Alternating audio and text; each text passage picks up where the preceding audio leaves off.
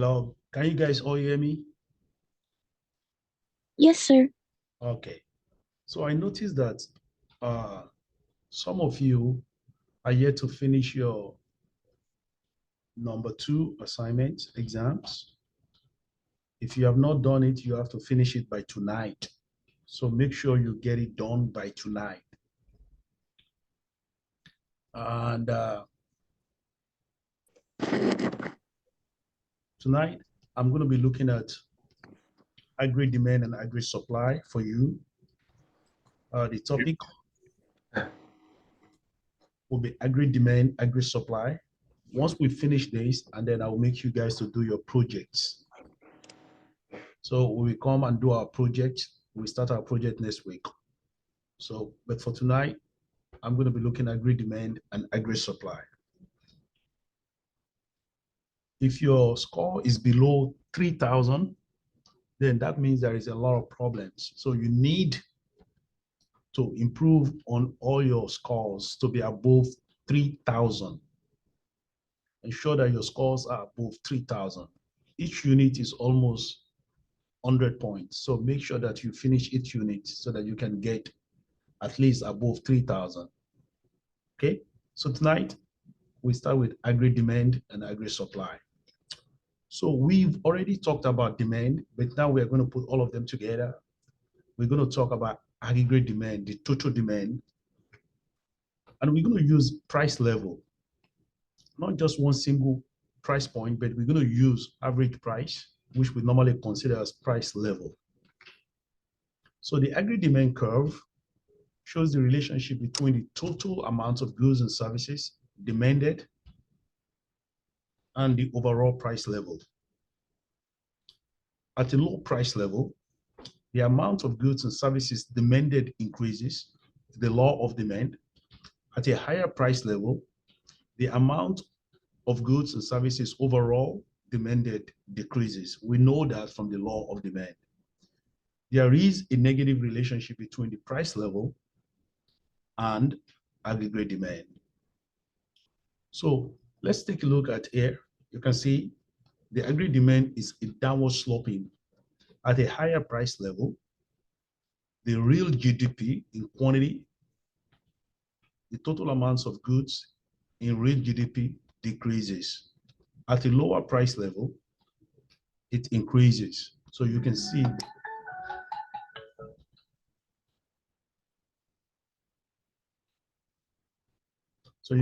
it is a downward sloping demand curve.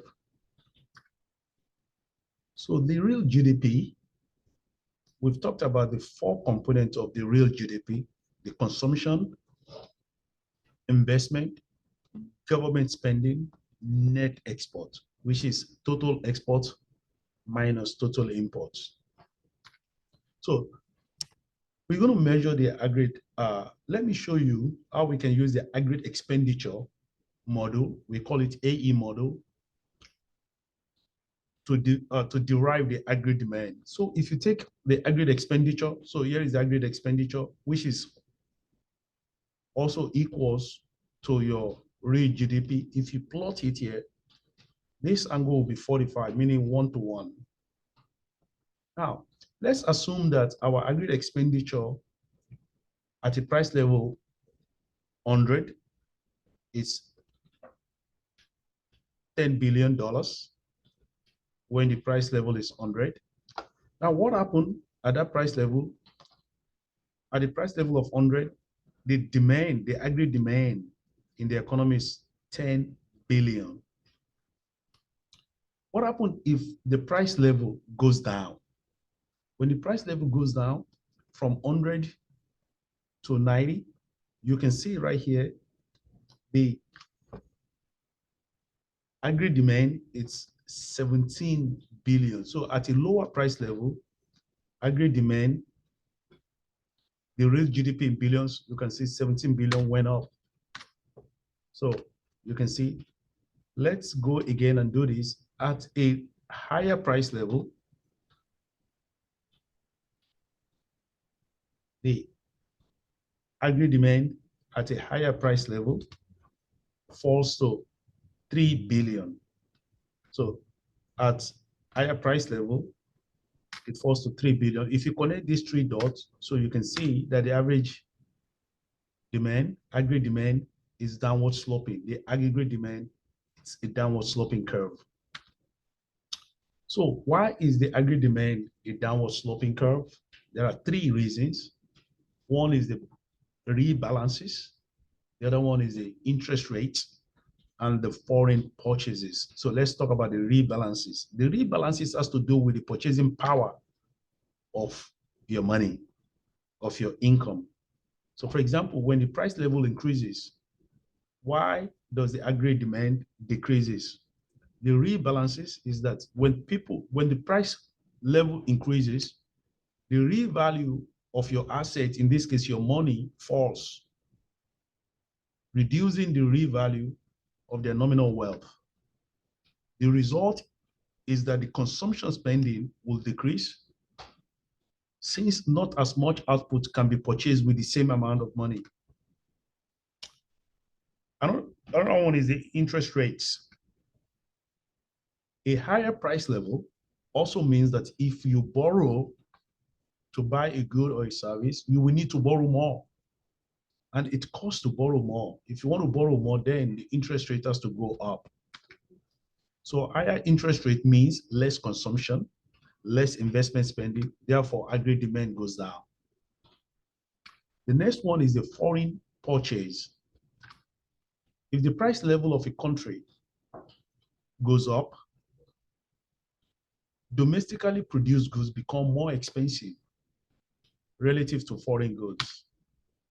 So the domestic consumptions or the consumers will purchase relatively more of foreign goods, less of domestic goods, which therefore increases countries' imports.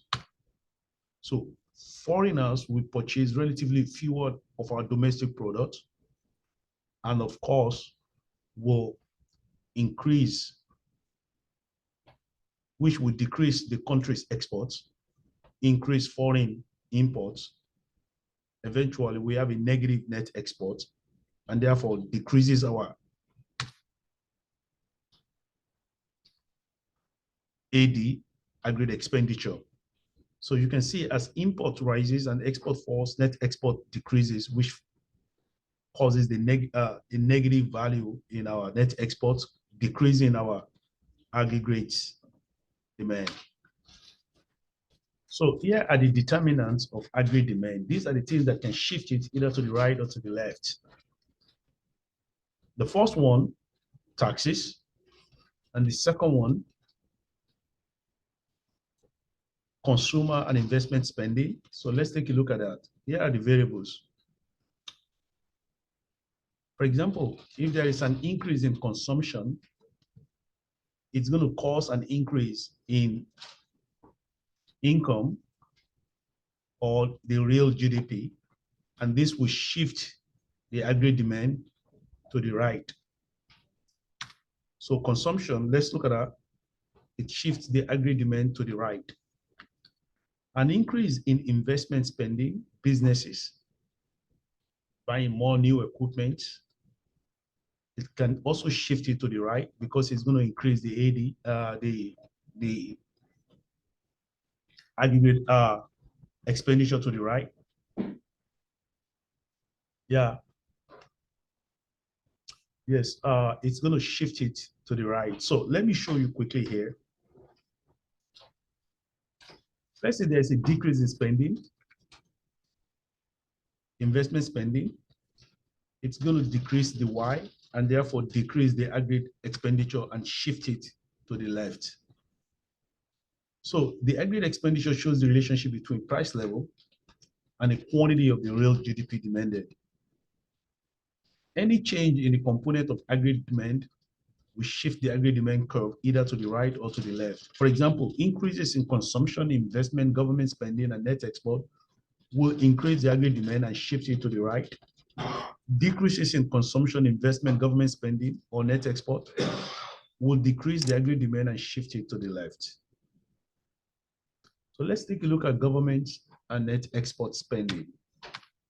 So if there is a decrease in government spending, automatically leads to a decrease in Y and therefore causing the aggregate demand to shift to the left. So you can see that shifting the aggregate demand to the left. If there's an increase in the net export, meaning the net export minus import is the net export. Therefore, we are exporting more.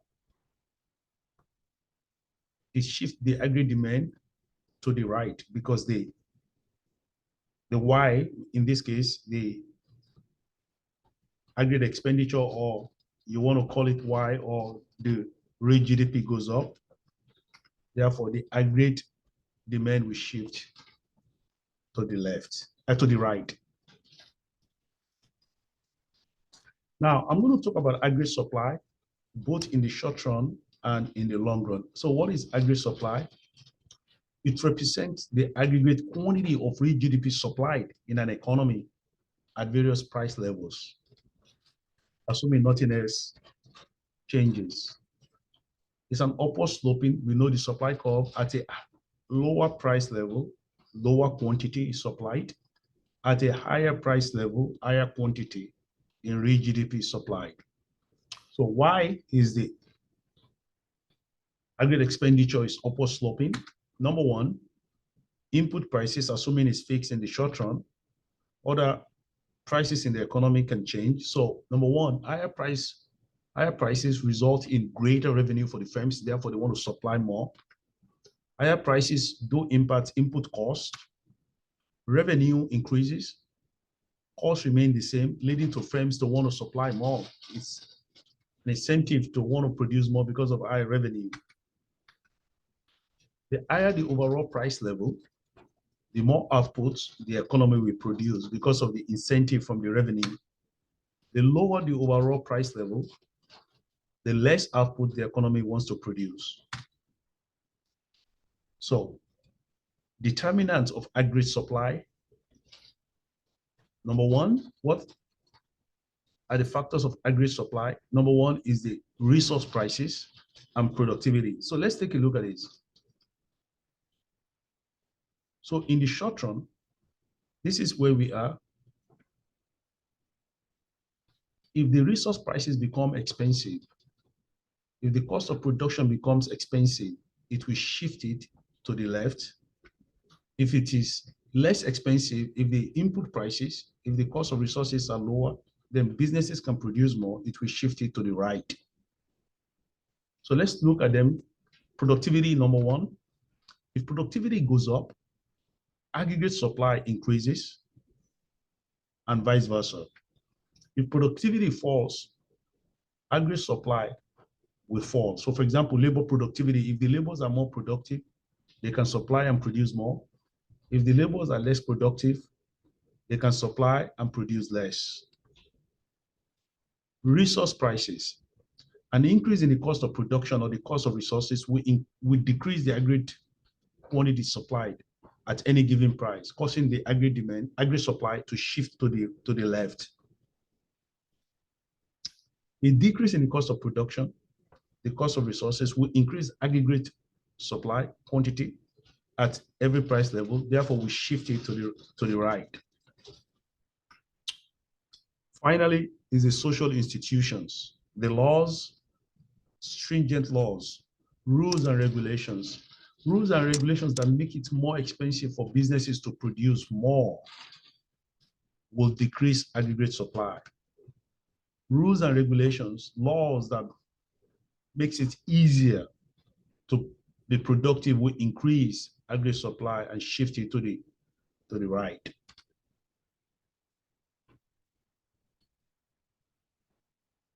So in the short run, this is what we see because of at a lower price. If the price goes down, if the average price level goes down, businesses can produce more, and vice versa here. If the price level goes up, businesses will be able to produce less. And you can see in the long run, workers can compete. Here's the condition. Labor costs will fall.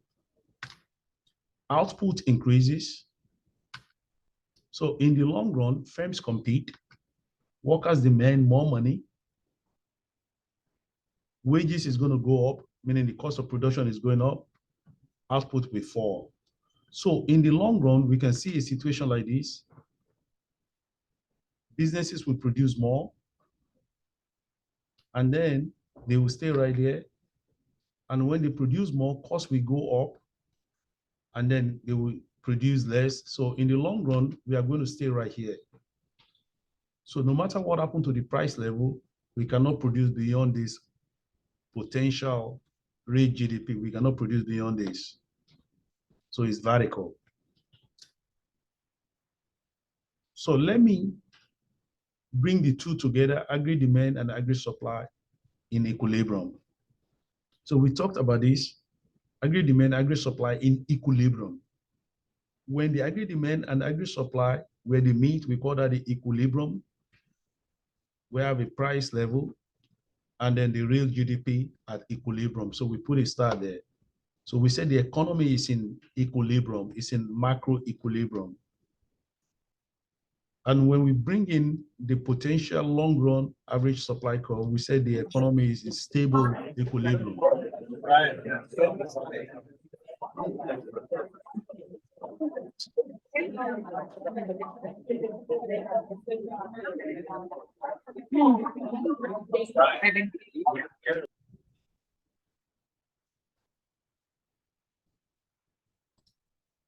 So let's take a look at the equilibrium dynamics. What happened if the aggregate demand in the short run shifted to the left? Aggregate demand curve is shifting to the left. So we have a new equilibrium, short run equilibrium. You can see the price level is falling.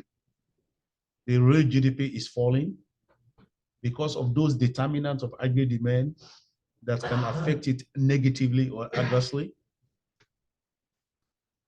Or aggregate supply is shifting to the right because when prices goes down, you can see in the short run, aggregate supply is also shifting to the right.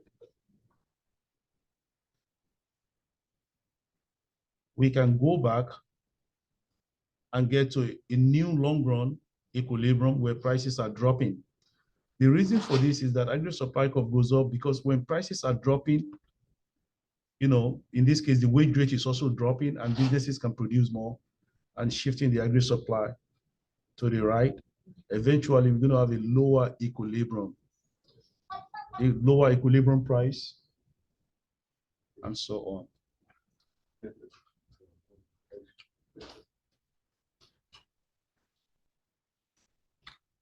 Another one is right here.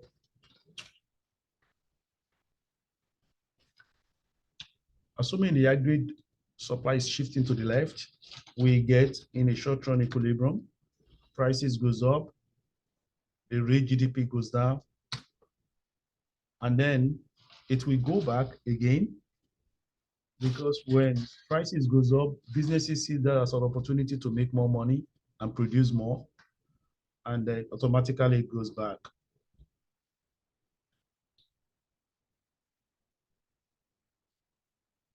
If the output is below the full employment level, input prices, the cost of production, the cost of resources will decrease, which shifts the aggregate demand supply, aggregate supply curve to the right. If the output is above the full employment level, input prices tends to increase, which shift the aggregate supply to the left. So I'm going to put this in here. At the top here is where we have the input prices dropping.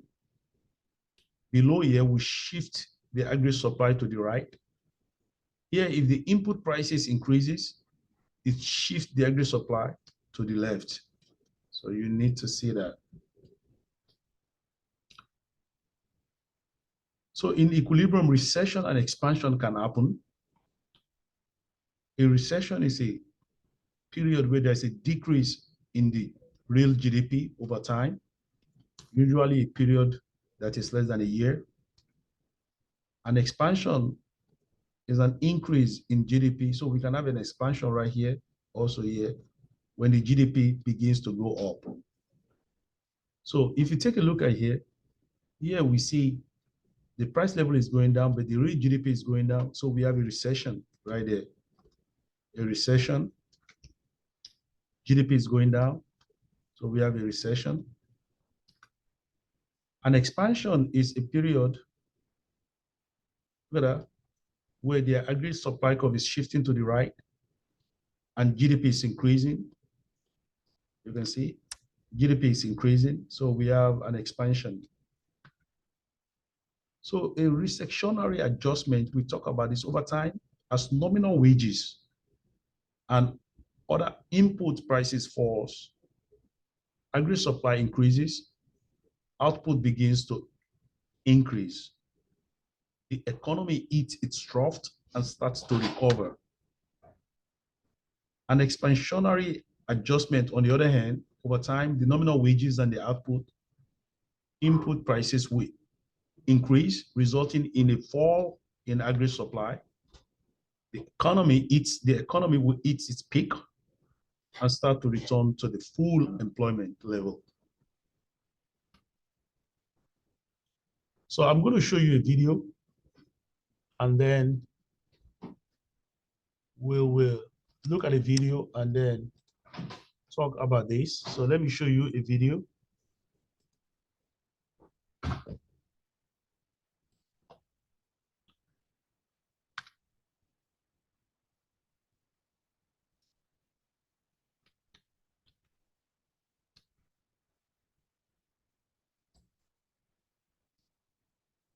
Grammarly now uses AI to help you write, not just revise. Type a prompt to generate a persuasive, mistake-free draft in seconds, personalized to your unique writing style.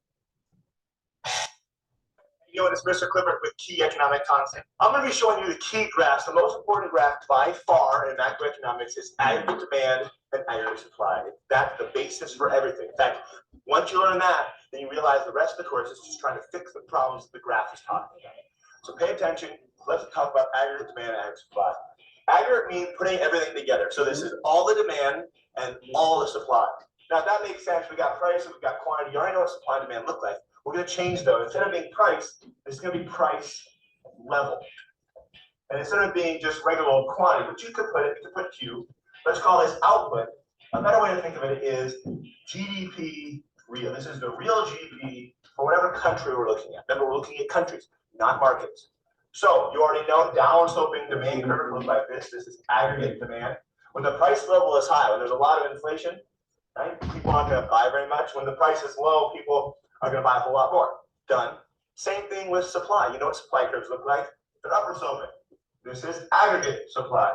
When the price level is low, producers are, I'm not going to produce very much. Price level goes up, hey, I'm going to produce more. I'm going to make more profit. I'm going to produce more. It's going to give you an equilibrium. Yes, equilibrium. This is price level. And this over here is the quantity or the GDP at equilibrium. Done.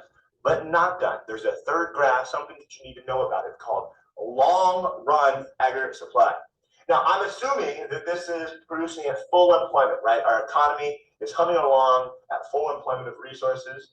So I'm going to put it right down here. This is the quantity Y, or the quantity at full employment, right? This is the long run aggregate supply curve. This is what we're going to produce in the long run. Now, that confuses the crud out of people. This is not a demand curve like the demand for insulin or something like that. This is a supply curve. And what it says, when the price level goes up, the amount of output, right, at full employment is going to stay exactly the same spot. That's what it means. Now, time for a bonus round. Pay attention. Students want to know all the time, why the heck does this thing look the way that it does? Well, let's show you some concepts. Let's say demand increase, right? So aggregate demand increase, there's an increase in consumption. Now, you're thinking, well, Mr. Clifford, take a look. The price level increase, right? Here's a new price level. It's called price level 2. And quantity increase. How the heck we can get back to long run? What do you mean? We're right here. We're not at long run. We're right there. But back up. When demand increases, and now we're in a new equilibrium, that's not going to stay that way because now we have inflation. In the long run, the price of resources will increase. And if the price of resources like labor increases, that means the aggregate supply curve is going to shift to the left. It's going to decrease. And that's going to put us aggregate supply right here. So take a look. Here's what happened. We were at point A, point B, and then we ended up at point C. So aggregate demand increased. In the long run, resource costs went up, labor costs went up because of inflation, and boom, we go back to the long run. That's a concept. Now we're going to do it over again, except now with a recession. Your job right now is to figure out how, if there was a recession, right, if aggregate demand fell, right, aggregate demand now fell here, shift to the left. We were at this point, and now we're right here with a new price level and a new quantity, right? Question is, well, how are we going to get to the long run, right? How's this thing going to show the long run? Price level falls, right? Eventually, wages and resource prices will fall. And if they did, right, in theory, and that's the concept, but given enough time, aggregate supply will increase. With lower wages, a lower resource cost, producers can produce more. Shifting the curve over, and that puts us at a new point. And I know it looks kind of low, but that's the concept. PL2, this is the new long run equilibrium. So again, just like before, we started at long run, point A, right? And then a decrease in aggregate demand put us at a new point that was the short run, and boom, all of a sudden, we went to the long run. So this curve right here represents the long run aggregate supply. Whatever happens to price level, eventually we'll get the same amount as output. That's the concept. Until next time.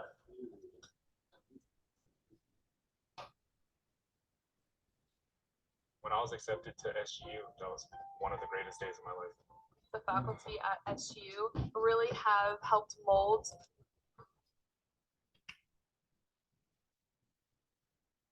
In this video, we want to talk about a model that we call the aggregate demand, aggregate supply model.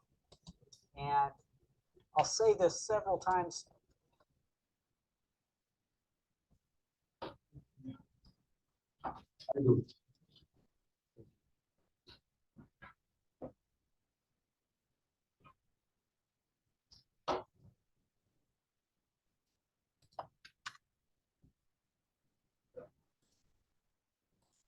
Hey, how you doing, Econ students? This is Jacob Clifford. Welcome to ACDC Econ and happy Halloween. Now, you know what we're going to do in this video. We're going to practice aggregate demand and aggregate supply. Now, if you haven't already learned these concepts, go learn them with your teacher, then come back and watch this video because this video is all about practice. Now, if you've already learned the concepts, you're like, oh, I got it. No, man, watch this video anyways and do the practice because this is the most important concept in your introductory college level macroeconomics class or AP macroeconomics class. Now, before we jump into it, please do me a favor right now, hit that subscribe button. Even if you're not gonna watch these videos every day for the rest of your life, please subscribe because it tells YouTube that I'm making videos that are helping people and it helps get this channel out there. Also, take a look at my ultimate review packet if you're preparing for an AP test or your college level introductory macro class. That ultimate review packet has everything you need, including guided practice, multiple choice questions, access to hidden summary videos, everything you need. Now, that said, thank you so much for getting that stuff, and thank you so much for watching this video. Let's jump into it. As you might have figured out by now, economics is actually not that hard, right? Some people say that it's the painful elaboration of the obvious. I've heard that quote before, and it is.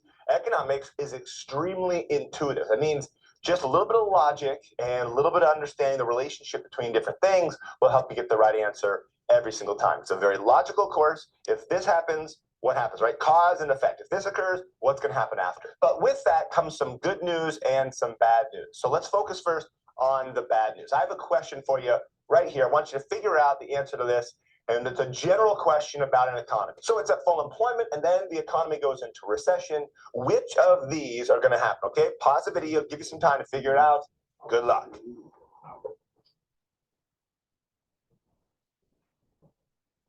So here's the bad part about macroeconomics. These can all happen. Every single one of these is correct. The price level can go down, it can go up, GDP can go down, GDP can stay the same. It all depends on the question. What kind of recession is it? Is it the short run? You talk about the long run. What got us in the recession, right? There's all sorts of different things we have to know to be able to answer this question well, because all 10 of these are correct and logical. But, and here's the part that gets frustrating. The answer on the test, on your test, on your professor's test, on the AP test, depends on the question. So you can be 100% logical. You get the right concept. You can say, okay, this could happen. Yes, but based on how the question is worded, that can't happen, and that's wrong. What I'm trying to say is all these graphs that you're learning kind of sort of show how the economy works. The real economy is so complex There is no one single right answer. For most of you, when you saw this question, you saw that we went to a recession, you probably thought aggregate demand fell. So yes, price level would go down and quantity would go down. So unemployment would go up, so we would have a recessionary gap. And when price level falls, interest rates will have a tendency to fall. And when price level goes down, other countries would want to buy our stuff because it's relatively cheaper.